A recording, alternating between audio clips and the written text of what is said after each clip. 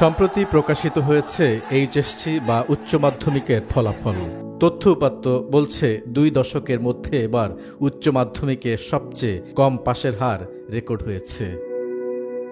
2025 সালের এইচএসসি ও সমমান পরীক্ষায় পাশের হার 58.83%, অর্থাৎ এবছর পরীক্ষায় অংশ নেওয়া 12,35,000 শিক্ষার্থীর মধ্যে 41.17% শিক্ষার্থী ফেল করেছেন, সংখ্যার হিসেবে যা প্রায় 5 লাখের বেশি। এই বিশাল সংখ্যক শিক্ষার্থীর উত্তীর্ণ হতে না পারার বিষয়টি ঘিরে নানা প্রশ্ন তৈরি হয়েছে। 21 বছর পর শিক্ষার্থীদের ফলাফলে এক প্রকার ধস নেমেছে। আরেকটি তথ্য পিলে চমকানোর মতো। আগের বছরের প্রায় 1.5 লাখ জিপিএ 5 এর বিপরীতে এবার জিপিএ 5 পেয়েছেন 69,097 জন শিক্ষার্থী।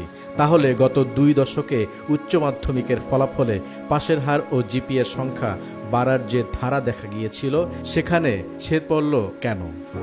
2005 সালে এইচএসসিতে পাশের হার ছিল 59.16%। এরপর থেকে প্রায় প্রতি বছরই পাশের হার বেড়েছে বা সামান্য কম বেশি হয়েছে, কিন্তু এবার তাতে বড় ধাক্কা এসেছে। কারণ কি?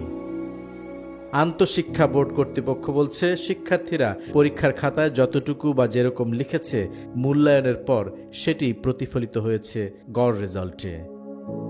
আসলেই কি তাই? চলেন একটু বিশ্লেষণ করি।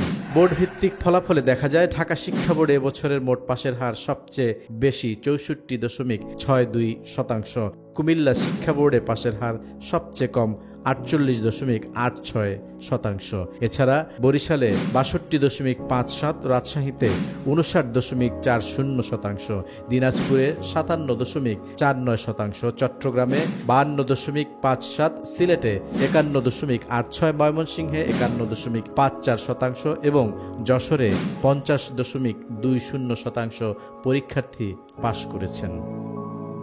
এবছর শতভাগ পাশ করা শিক্ষা প্রতিষ্ঠানের সংখ্যাও কমে গেছে। গত বছর 1388টি প্রতিষ্ঠান থেকে সব শিক্ষার্থী পাশ করেছিল।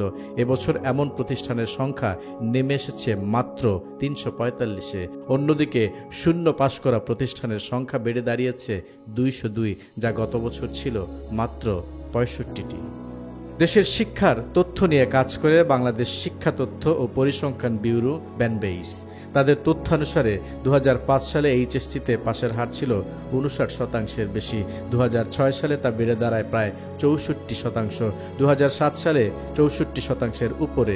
2008 সালে প্রায় 75% হয়, কিন্তু 2009 সালে তা কমে যায় 70.43%। এর পরবর্তী বছরগুলোয় পাশের হার 70 থেকে 80%-এর মধ্যে ওঠানামা করেছে। 2020 সালে কোভিড-19 মহামারীর কারণে সরাসরি পরীক্ষা হয়নি, ফলে বিশেষ প্রক্রিয়ায় সবাই উত্তীর্ণ হন।